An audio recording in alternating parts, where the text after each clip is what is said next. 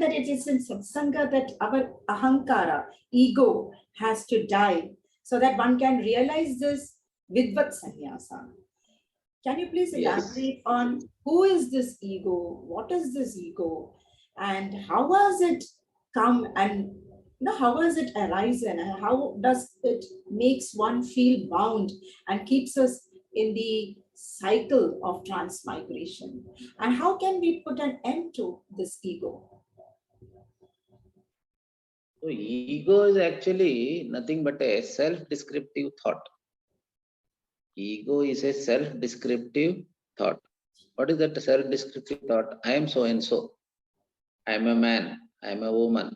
I am intelligent. I am an engineer.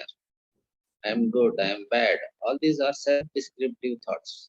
So any self-descriptive thought is ego only. I am useless. I am weak. I am ignorant. That is also ego. So anything which makes you proud is ego. Anything which makes you depressed is also ego. So negative and positive self-descriptions are both ego only. Some people think only if you are proud, that is ego. No, if you are feeling low, that is also ego. So this feeling low or high is because of ego. Inferiority complex is ego. Superiority complex is also ego. So I am so and so, this thought is ego. So you can define ego as a self-descriptive thought. Now, if you use this ego, this self-descriptive thought merely for transaction, there is no problem.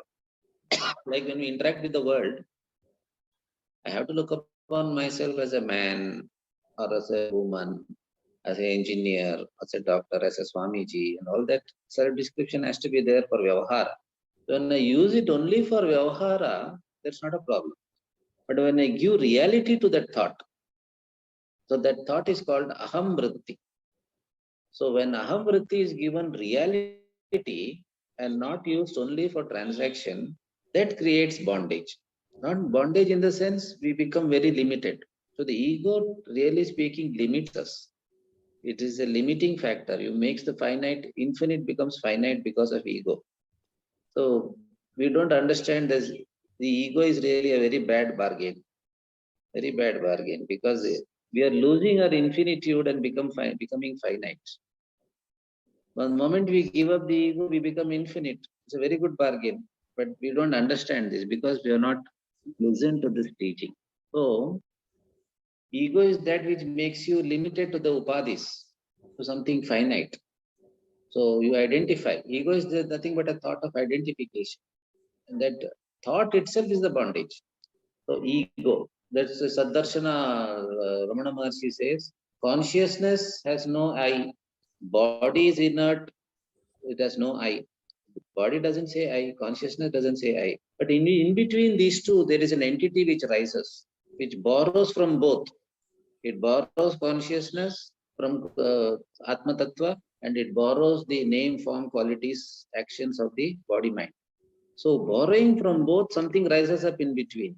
That illusory entity which rises up in between, borrowing from both sides, is called ego. So unless we inquire, it doesn't go.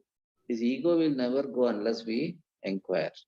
No, inquiry alone is the solution. At the most, you can have a healthy ego through other sadhanas. There are 3 stages in a man's development, man or woman, of course. Unhealthy ego, healthy ego, and no ego. So first, a man has to progress from unhealthy ego to healthy ego. That is through dharma, dharmic way of life, ethics, karma yoga. All that will give you a healthy ego. But that's not enough. The ego is an illusion, is a false entity, fictitious entity.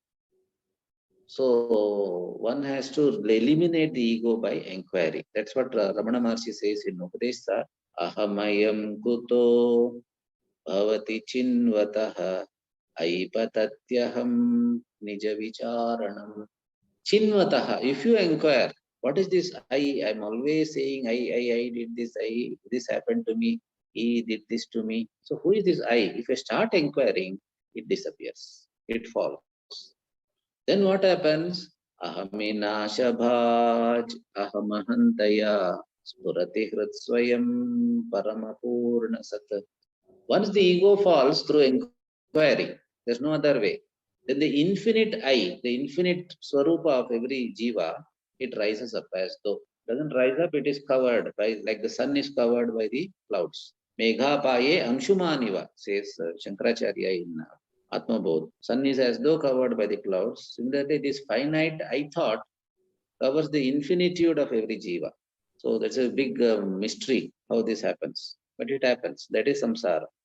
So when it is removed by inquiry, ahaminashabaji ahamahantaya spurati hrutsvayam parama purna sat. I am the infinite existence principle. When this knowledge dawns, one is totally free from all sorrows, all finitude, all limitations. That is moksha. Beautiful, Swamiji, really wonderful.